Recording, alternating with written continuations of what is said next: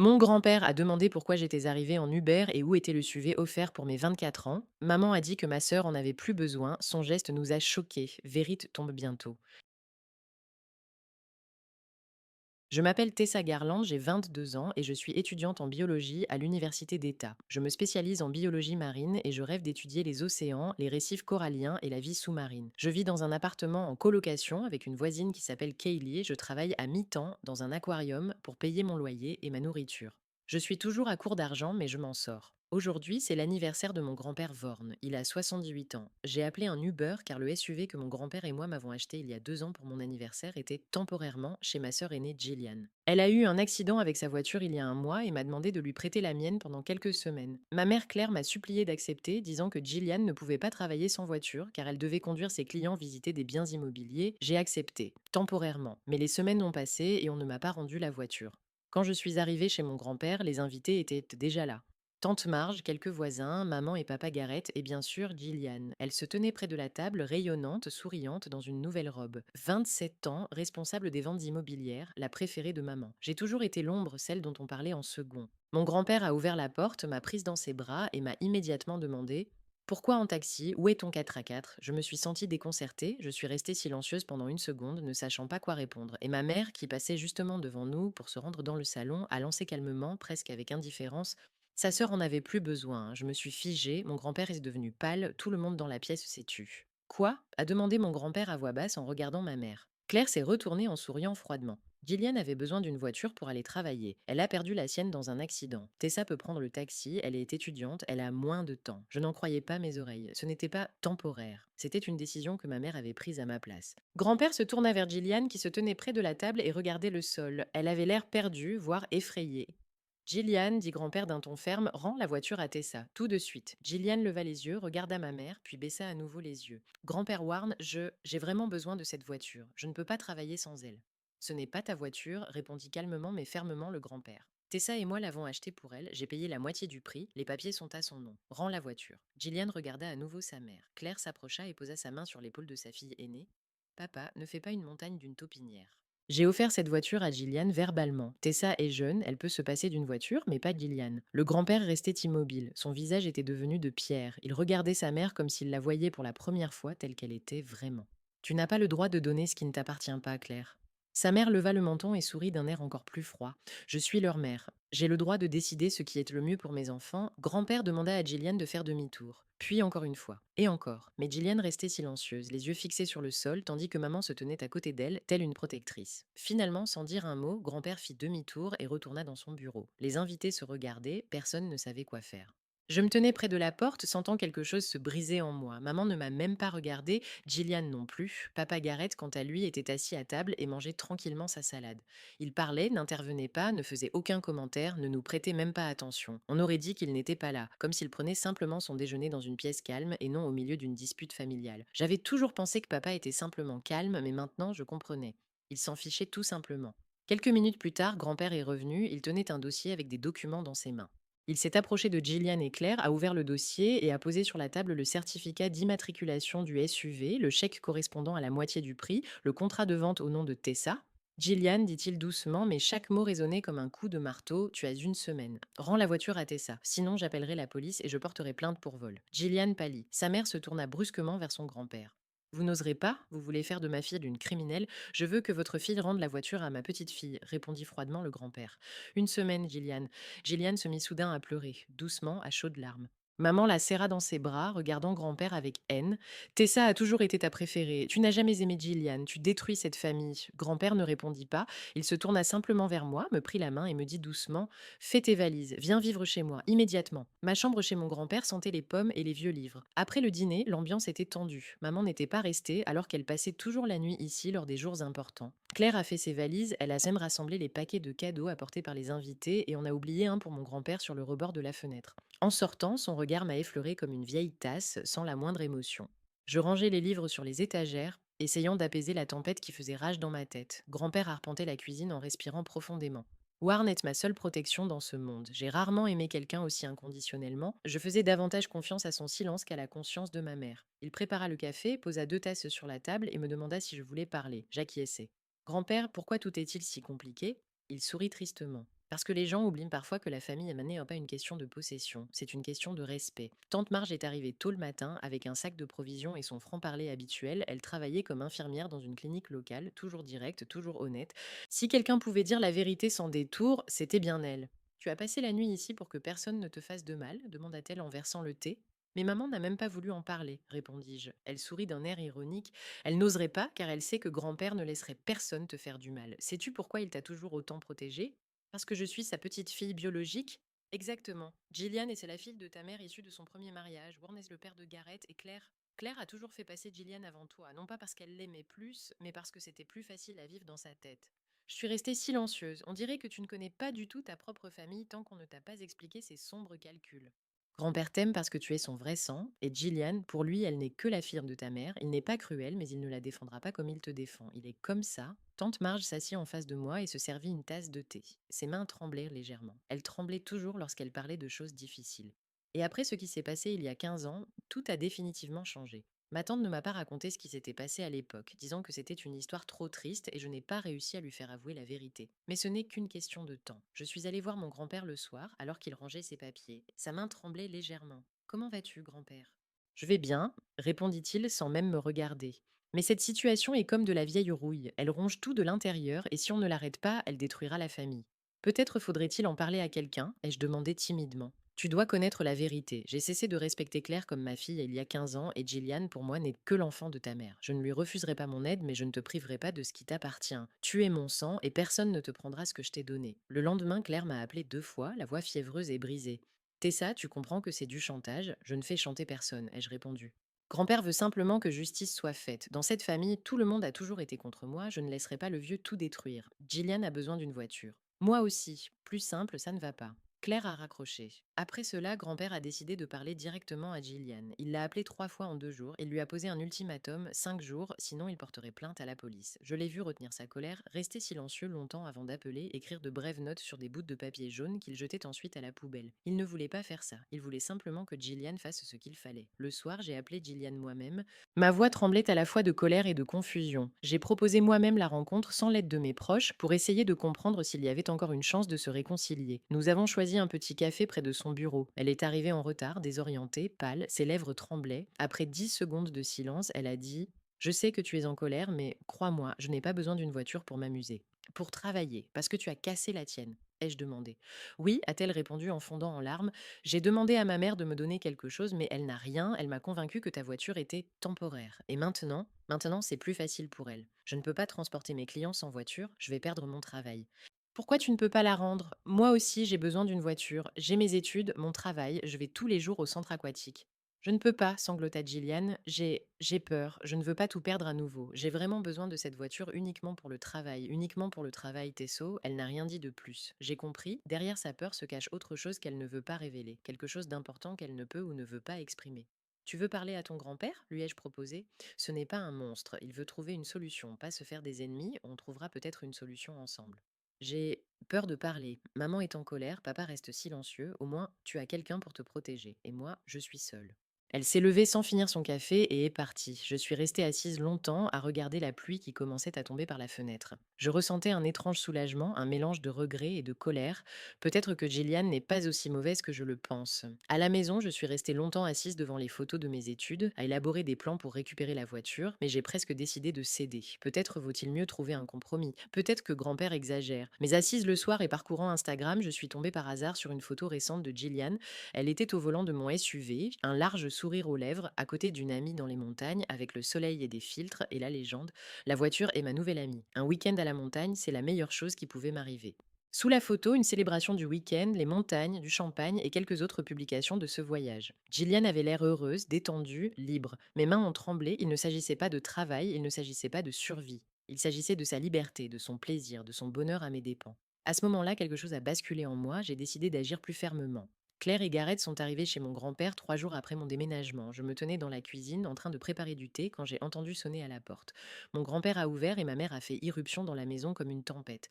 Gareth la suivait calmement, les mains dans les poches, le visage totalement indifférent. Il avait l'air d'aller non pas à une dispute familiale, mais à un dîner ordinaire entre amis. Claire n'a pas dit bonjour. Elle se dirigea simplement vers le salon, s'assit sur le canapé et demanda froidement: Papa, combien de temps vas-tu continuer à faire ce cirque? Grand-père se tenait près de la porte, les bras croisés sur la poitrine. Quel cirque, Claire! Tu demandes l'impossible à Gillian. Elle ne peut pas rendre la voiture, elle travaille, elle a besoin d'un moyen de transport. Tu as gâché la vie de Tessa et maintenant tu veux détruire celle de Gillian. Gareth s'assit dans un vieux fauteuil en cuir près de la fenêtre et commença à tapoter tranquillement le dossier avec son doigt. Il ne regardait pas sa mère, ne réagissait pas à ses paroles. Il était simplement assis et jouait avec le cuir du fauteuil, comme s'il en examinait la texture, en vérifiait la solidité.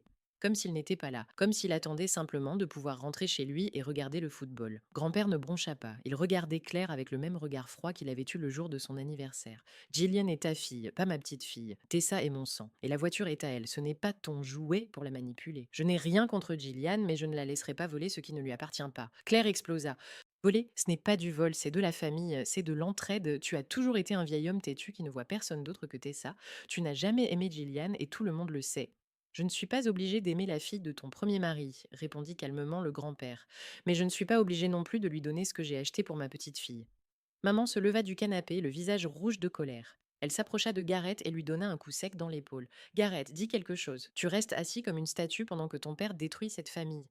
Gareth ne se détourna pas de son importante tâche. Il continua à tapoter calmement le dossier du fauteuil avec son doigt, comme s'il vérifiait que le cuir ne s'était pas usé au fil des années. Il leva les yeux vers sa femme, lui sourit légèrement et dit doucement, presque avec indifférence: Claire, laisse tomber. Grand-père a le droit de faire ce qu'il veut avec la voiture, c'est son cadeau, alors détends-toi. Claire se figea. Elle resta silencieuse pendant une seconde, puis explosa encore plus fort. Me détendre. Tu me dis de me détendre. Ton père veut mettre ma fille derrière les barreaux, et toi, tu restes assis là à jouer avec ton fauteuil. Gareth ne répondit pas. Il se contenta d'acquiescer, continuant à examiner le cuir du fauteuil, comme s'il s'agissait de la chose la plus intéressante au monde.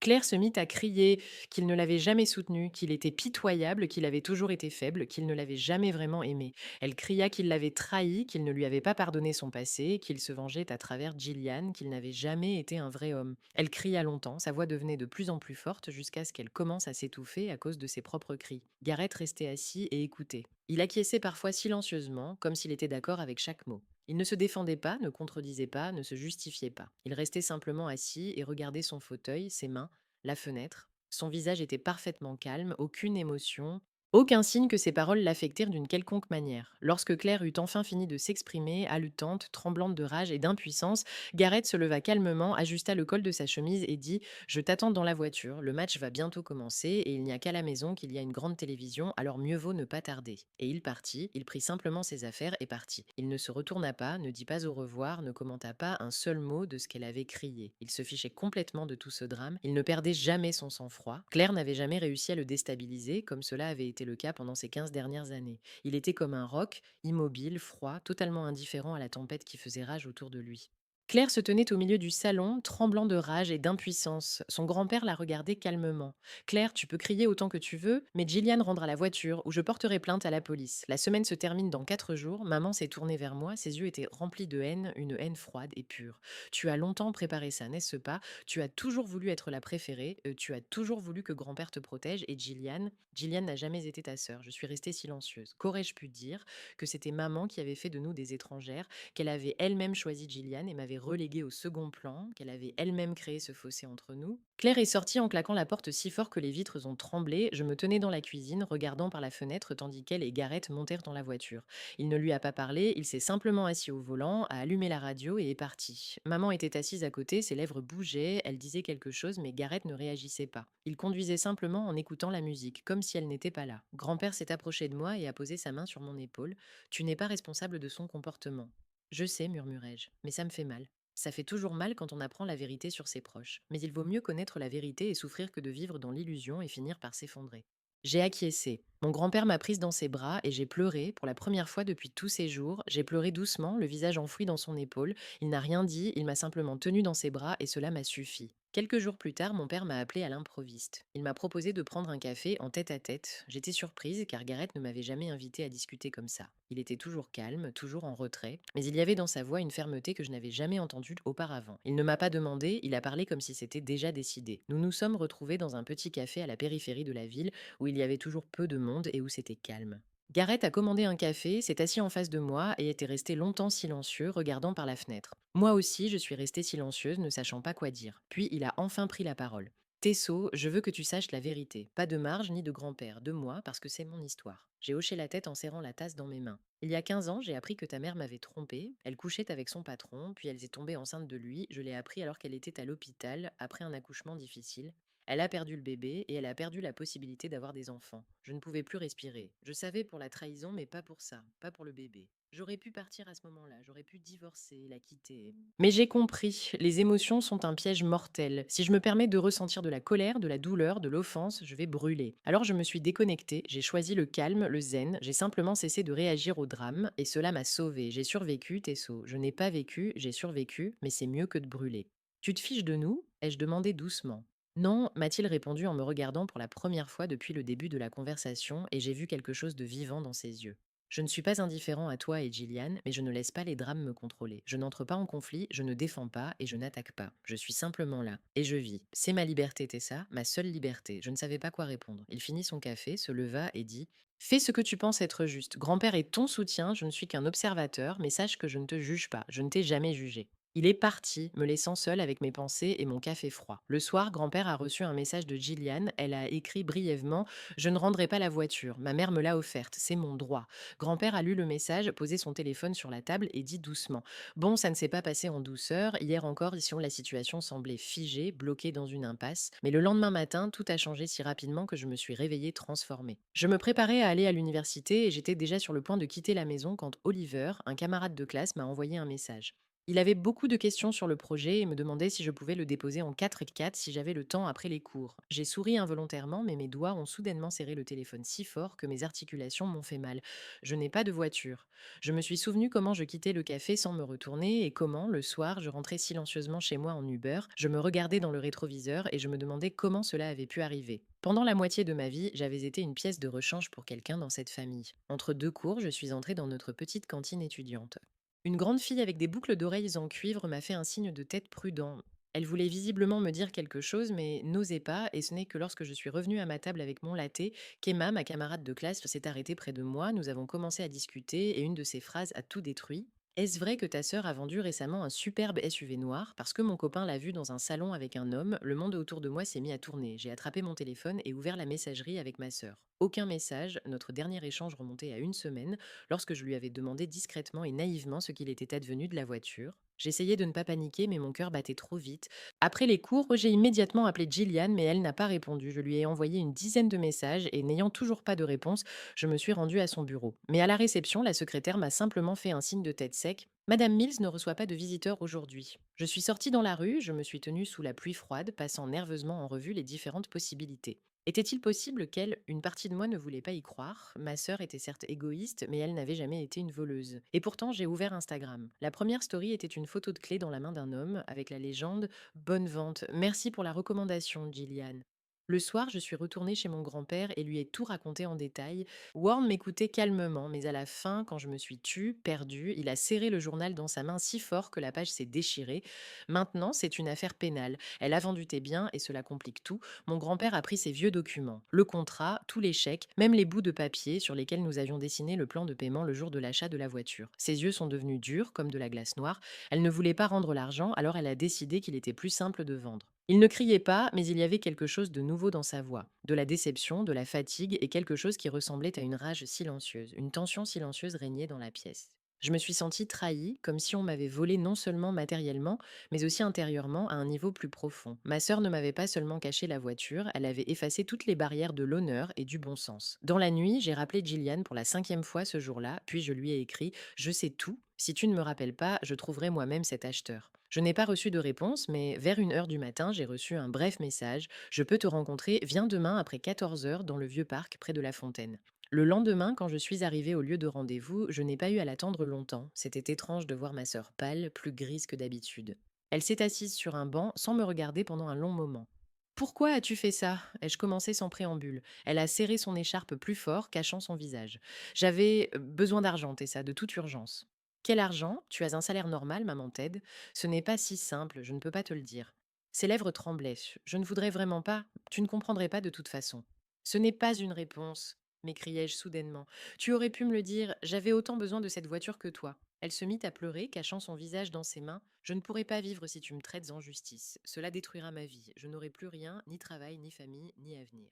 Crois-moi, je ne l'ai pas fait par méchanceté, je me suis tue, regardant ses larmes tomber sur la manche de son manteau. Sa faiblesse à cet instant m'a inspiré des sentiments mitigés. D'un côté, j'avais envie de la serrer dans mes bras, de l'autre, je voulais me détourner et ne plus jamais revoir cette personne.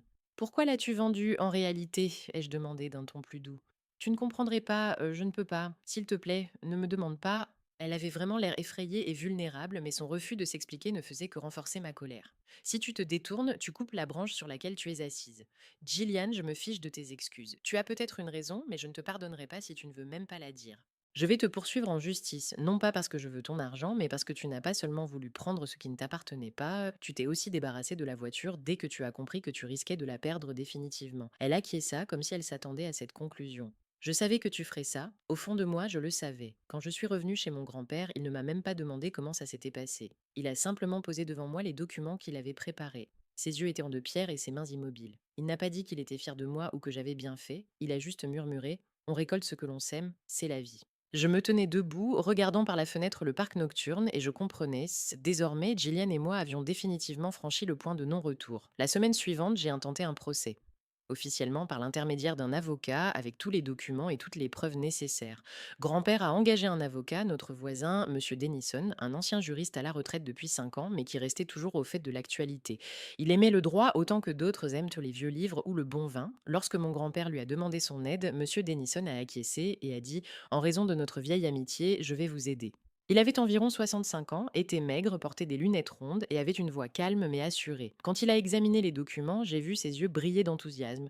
Il aimait son travail et n'avait rien perdu de son talent, même après des années de retraite. Nous étions assis à la grande table en chêne de mon grand-père, en train de classer des papiers. Le contrat d'achat d'un SUV à mon nom, les relevés bancaires des virements effectués par mon grand-père comme cadeau pour mon anniversaire, des chèques pour l'entretien de la voiture, des polices d'assurance et même de vieilles photos où mon grand-père et moi posons à côté de la voiture neuve le jour de mon 22e anniversaire.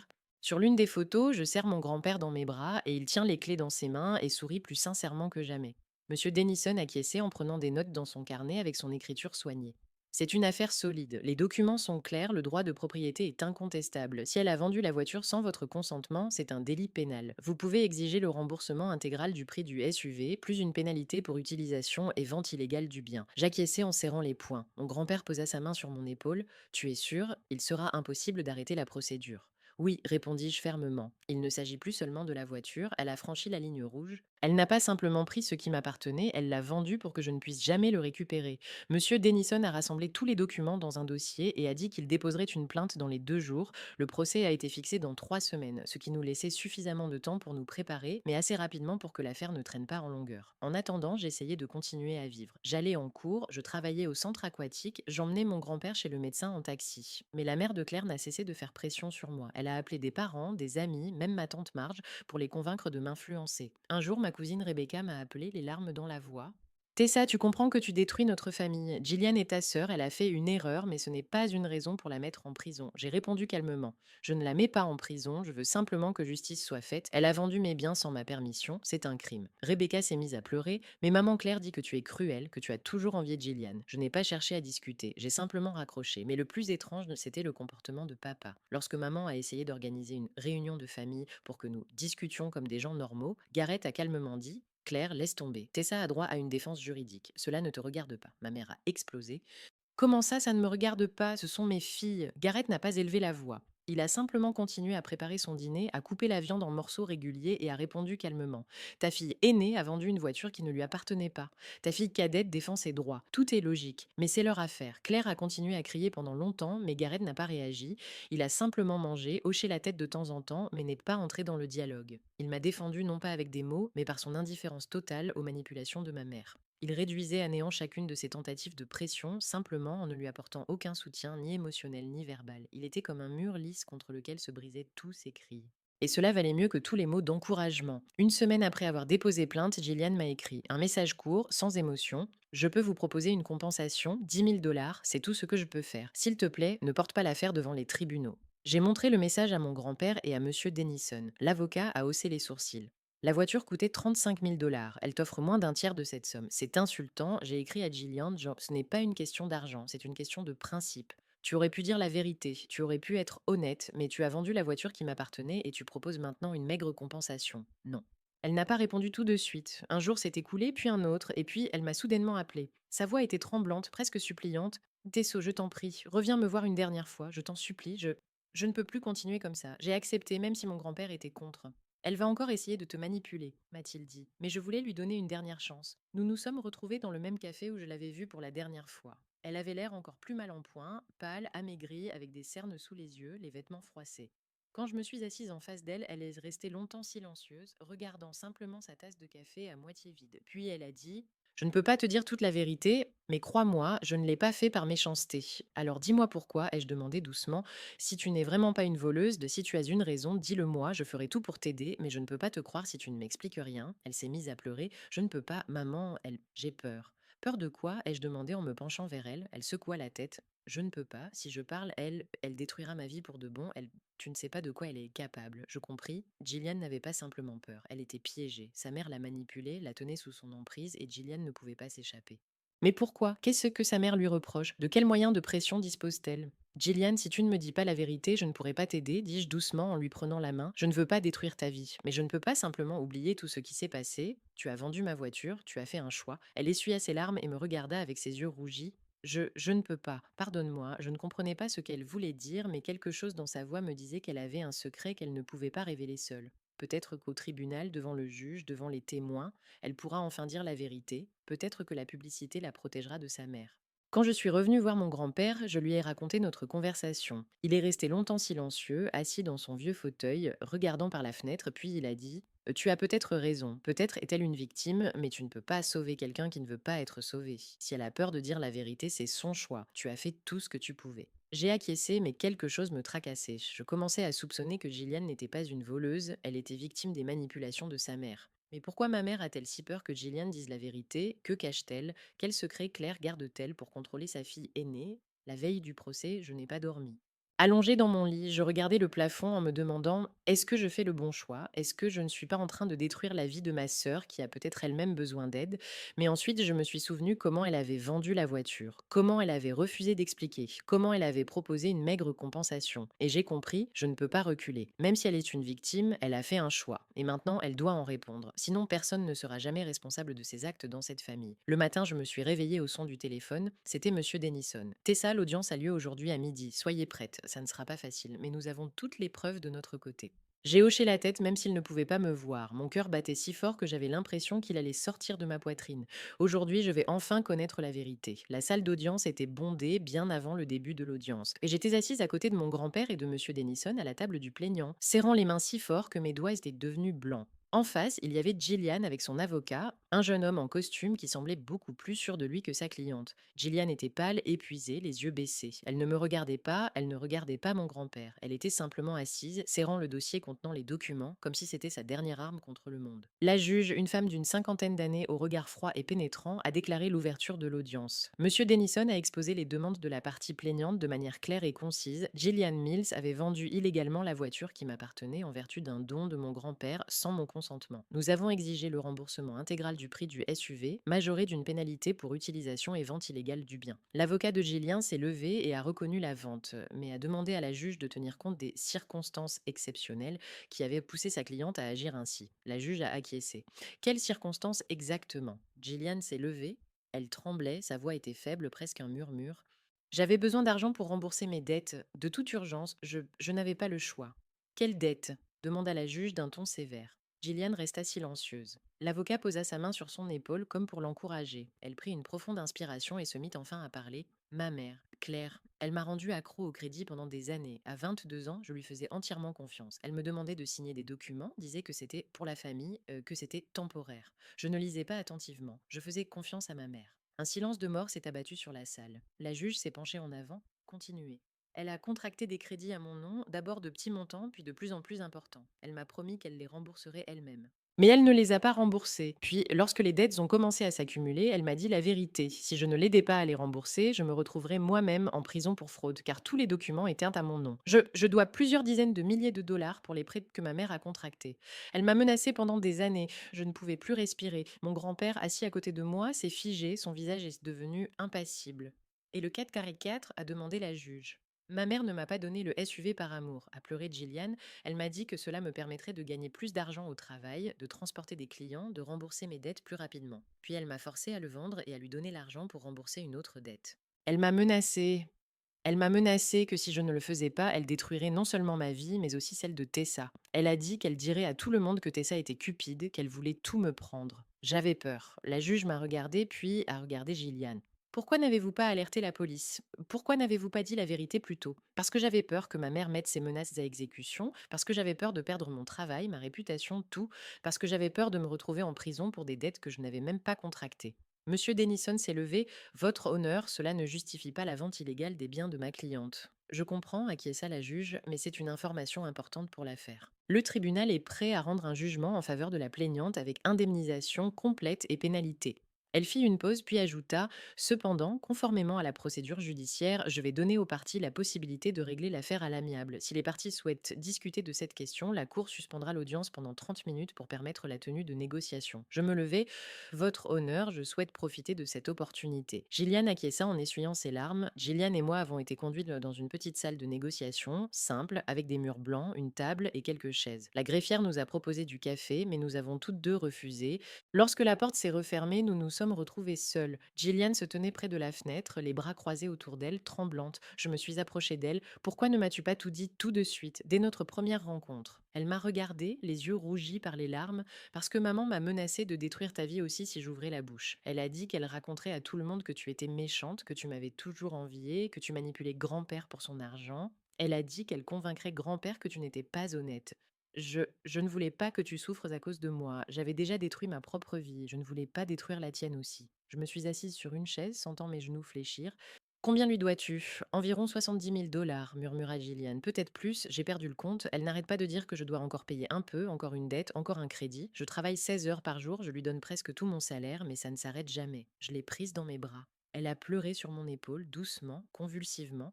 Je sentais son corps trembler de sanglots, je sentais sa douleur, sa peur, son impuissance. Ce n'est pas ta faute, lui ai-je murmuré. Je ne me battrai pas contre toi, je me battrai pour toi. Que veux-tu dire?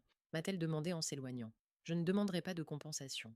Nous réglerons cette affaire à l'amiable, mais tu dois me promettre une chose. Tu ne rembourseras plus les dettes de ta mère. Tu iras voir un avocat, tu t'occuperas de ses crédits, tu prouveras que ce n'est pas toi qui les as contractés, et tu ne la laisseras plus diriger ta vie. Gillian acquiesça en pleurant. Je vais essayer. Je ne sais pas si j'y arriverai, mais j'essaierai. Nous sommes retournés dans la salle d'audience, j'ai demandé la parole. Votre honneur, ma sœur et moi avons convenu d'un règlement à l'amiable. Je ne demande aucune compensation de la part de la défendresse, mais je demande qu'il soit officiellement consigné qu'elle n'est pas une voleuse. Elle est victime de pression psychologique et de manipulation financière de la part d'un tiers. La juge acquiesça. Consigné dans le procès-verbal de l'audience, l'affaire est close conformément à l'accord à l'amiable conclu entre les parties. Les parties sont exemptées du paiement des frais de justice supplémentaires. Nous sommes sortis du tribunal. Mon grand-père m'a prise dans ses bras. Tu as bien fait, la justice n'est pas toujours une punition. Parfois, c'est simplement la vérité qu'il fallait entendre. J'ai acquiescé en regardant Gillian qui se tenait à l'écart et pleurait silencieusement. Soudain, Gareth s'est approché d'elle. Il était resté près de la porte du tribunal pendant tout ce temps, observant en silence. Il s'est approché de Gillian et lui a dit calmement mais fermement: viens me voir demain, nous parlerons de tout. Gillian a levé les yeux, plein d'espoir et de crainte à la fois, et a hoché la tête. Gareth s'est retourné et est parti sans se retourner. Mais il y avait quelque chose de nouveau dans ses yeux, quelque chose que je n'avais jamais vu auparavant. De la détermination, une volonté d'agir. Je suis restée là à le regarder s'éloigner et j'ai compris que ce n'était que le début. Maman Claire ne sait pas encore que son secret a été dévoilé et ce qui va se passer ensuite, on ne le sait pas. Mais une chose est sûre, nous n'allons plus nous taire. Le lendemain a commencé sans les messages nerveux habituels de maman. Une calme oppressant régnait dans la maison de grand-père qui me mettait les nerfs à vif plus que n'importe quelle tempête.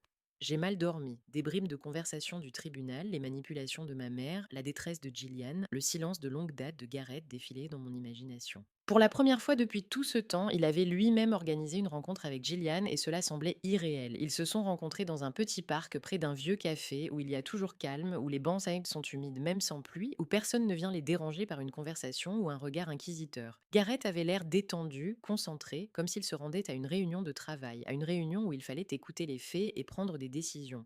Gillian arriva en retard, avec une timide espérance dans ses gestes et une voix enrouée.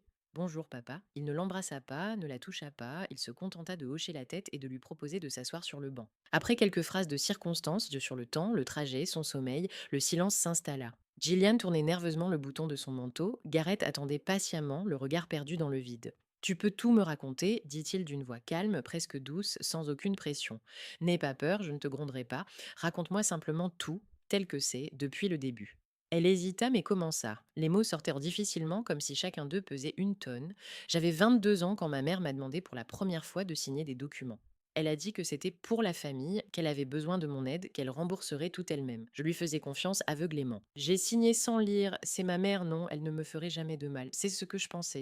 Et ensuite, demanda Gareth à voix basse, ensuite j'ai découvert que les crédits étaient à mon nom. Des dizaines de milliers de dollars. Au début, c'était en de petites sommes, puis elles ont augmenté. Quand j'ai essayé de refuser de payer, elle m'a dit: Tu veux finir en prison? Tous les documents sont à ton nom, je n'ai rien signé. Qui te croira? Comment prouver que c'est moi? Gareth resta silencieux, écoutant attentivement. J'avais peur, papa, terriblement peur, peur de perdre mon travail, ma réputation, peur d'être emprisonnée pour des dettes que je n'avais même pas contractées. Maman m'appelait après chaque paiement en retard, elle criait, pleurait, menaçait de me poursuivre en justice. Je lui donnais presque tout mon salaire, des milliers de dollars chaque mois, je travaillais 16 heures par jour, je me privais de tout. Et quand cela n'a plus suffi, demanda Gareth, quand cela n'a plus suffi, elle m'a donné le SUV de Tessa, elle m'a dit: Maintenant, tu as un moyen de transport, tu pourras gagner plus d'argent, transporter des clients, travailler à l'extérieur.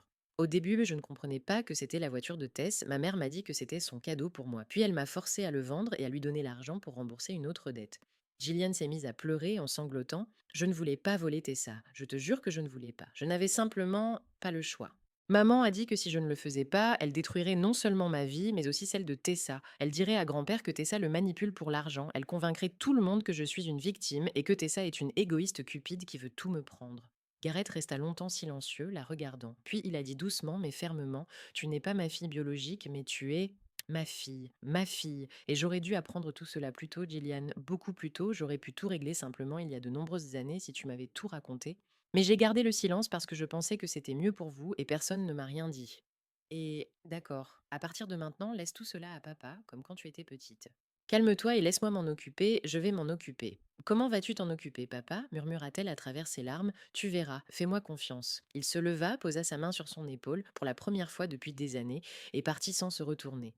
Après la rencontre, Gareth resta longtemps chez lui, rassemblant de vieux documents. Pendant plus de 24 heures, il fouilla dans les tiroirs, ouvrit des archives, des notes, des clés USB, des tableaux imprimés qu'il avait conservés 15 ans auparavant, lorsqu'il avait découvert la trahison. Il y avait des relevés bancaires de Claire, des photocopies de contrats qu'elle avait signés au nom de son entreprise, mais l'argent allait sur des comptes personnels. Il y avait la correspondance avec ses partenaires, où elle discutait de montage financier, de transfert d'argent via des sociétés écrans. Gareth savait tout cela déjà à l'époque, il y a 15 ans, mais il avait gardé le silence pour le bien des enfants, pour la tranquillité, pour son zen. 2 jours plus tard, il s'est présenté au dîner familial chez son grand-père. C'est Gillian elle-même qui nous a raconté cette rencontre. Tout le monde était là, moi, Gillian, grand-père, tante Marge, monsieur Denison. Gareth était calme, mais parlait peu. Il mangeait lentement, méthodiquement, comme s'il réfléchissait à chaque geste. 1 heure après le repas, alors que tout le monde buvait déjà du thé, il a enfin pris la parole. Je suis allé aujourd'hui au service des impôts et chez l'enquêteur, j'ai déposé des plaintes officielles contre Claire. Attendez-vous à beaucoup de changements, je n'en croyais pas mes oreilles. Que veux-tu dire? J'ai déposé des plaintes pour évasion fiscale, fraude comptable dans son travail, contrat fictif avec des sociétés écrans. Les preuves sont irréfutables, je les ai rassemblées au cours des 15 dernières années. Gillian est devenue blanche comme un linge. Papa, pourquoi tu n'en as pas parlé plus tôt? Parce que j'attendais qu'elle franchisse la ligne. Elle l'a franchie quand elle a commencé à vous utiliser, vous, ses filles, dit-il en nous regardant toutes les deux sans cesser de mâcher. Je me suis tue pour vous protéger. Mais maintenant, ça suffit. Il est temps qu'elle réponde de ses actes. Grand-père se leva, serra les poings. Tu es sûr de ce que tu fais, Gareth? Oui, tout à fait. Le lendemain, Claire a reçu une convocation au tribunal. Affaire de fraude fiscale, de montages illégaux, de manipulation au travail, de dissimulation de revenus au cours des 15 dernières années. Le tribunal a reçu des plaintes du fisc et de Gareth lui-même. Les preuves étaient accablantes. Documents, relevés bancaires, correspondance électronique. Le soir, elle a appelé Gareth sans arrêt, des dizaines d'appels, les uns après les autres. Il a décroché après le 5e appel. J'étais à côté de mon grand-père. J'ai tout entendu car il avait mis le haut-parleur. Qu'est-ce que tu fais? Criait-elle de manière hystérique. C'est horrible, c'est impossible, tu me détruis, tu es le père de nos enfants. Comment as-tu pu? Il parlait calmement, sans aucune émotion dans la voix. J'ai gardé le silence pendant 15 ans pour le bien de Gillian et Tess. Tu jouais à tes jeux financiers, tu volais l'entreprise, tu fraudais le fisc, mais les enfants n'avaient rien à voir avec ça, je ne suis pas intervenue. Mais tu as dépassé les bornes en t'en prenant à elle. Gareth, tu ne comprends pas, j'avais besoin d'argent, j'ai dû.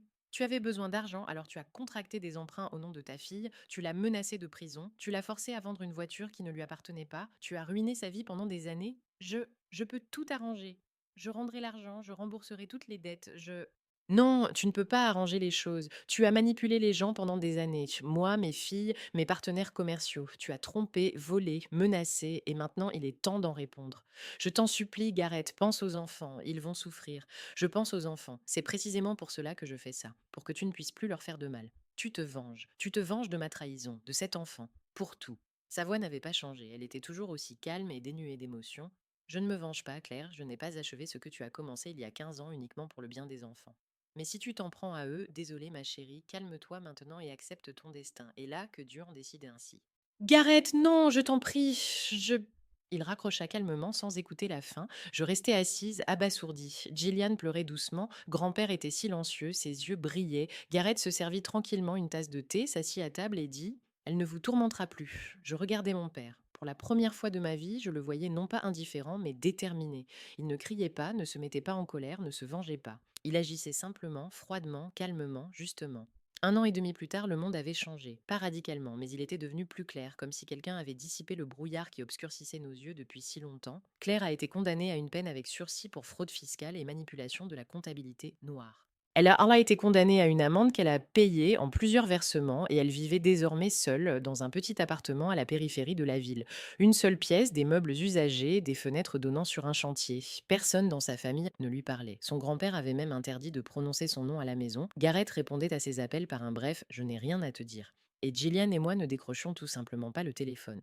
Elle essayait d'écrire, d'abord pour s'excuser, puis pour exprimer son indignation, puis à nouveau pour supplier. Mais elle n'obtenait aucune réponse. Elle avait choisi cette voie et elle en subissait désormais les conséquences. Gillian remboursait progressivement ses dettes. Sans la pression de sa mère, sans les menaces et les manipulations constantes, cela était devenu possible. Elle a trouvé un deuxième emploi, elle conseillait des clients en ligne le soir, économisait surtout, se privait même des petites choses. Je l'ai un peu aidée financièrement, pas beaucoup, mais suffisamment pour qu'elle ne perde pas espoir. Elle a remboursé la plupart de ses dettes elle-même et j'ai vu comment cela l'a changée. Elle est devenue plus forte, plus confiante. Pour la première fois depuis de nombreuses années, elle se sentait libre. Nous ne sommes pas devenus des sœurs proches tout de suite. Il y avait trop de douleurs entre nous, des blessures trop profondes. Mais avec le temps, nous avons commencé à nous rapprocher. Nous nous retrouvions autour d'un café toutes les 2 semaines, nous partagions nos nouvelles, nous nous soutenions mutuellement.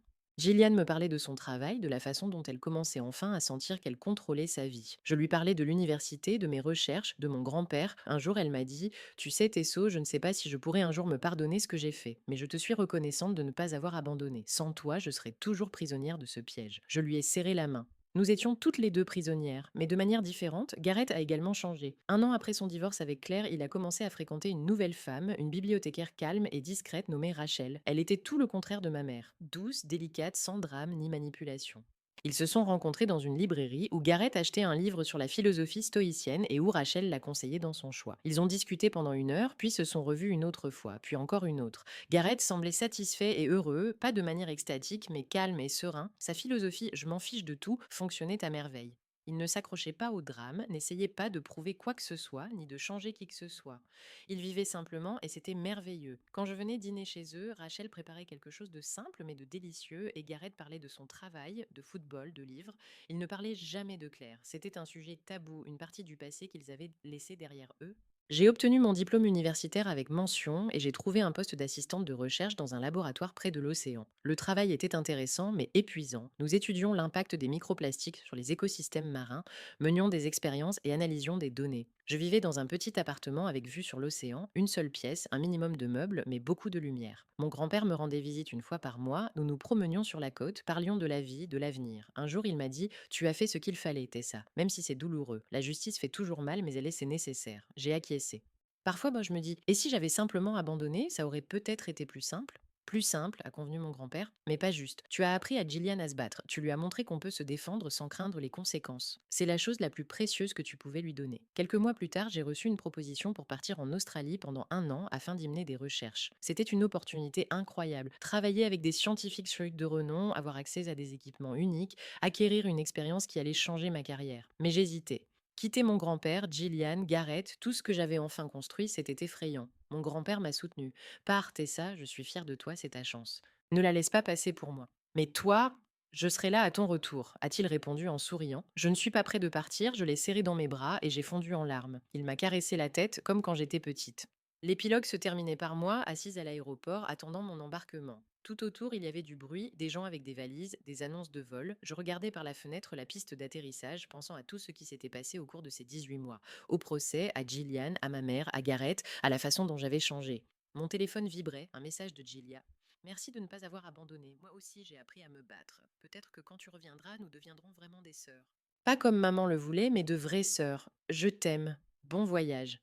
J'ai souri à travers mes larmes, j'ai tapé ma réponse. Je t'aime aussi. À dans un an. Prends soin de toi. L'embarquement a été annoncé. J'ai pris mon sac à dos, j'ai regardé le message une dernière fois et je me suis dirigée vers la sortie. Je comprenais que la justice n'était ni une victoire ni une vengeance. C'est un choix que tu fais, même s'il est douloureux. C'est la décision de te protéger toi-même et ceux que tu aimes, même si cela signifie perdre quelqu'un pour toujours. C'est la liberté face aux manipulations, à la peur, aux pièges que les autres te tendent. Je me suis assise dans l'avion, j'ai fermé les yeux et j'ai pensé à l'océan, à mon grand-père, à Gillian qui respire enfin librement, à Gareth qui a trouvé la paix à moi-même, à celle que je suis devenue. L'avion a décollé et j'ai senti que je laissais le passé derrière moi. Une année de nouvelle vie, de nouvelles découvertes, de nouvelles opportunités m'attendaient et à mon retour, j'aurai une nouvelle famille. Pas parfaite mais honnête, pas sans cicatrices mais libre et c'était la meilleure chose qui pouvait m'arriver.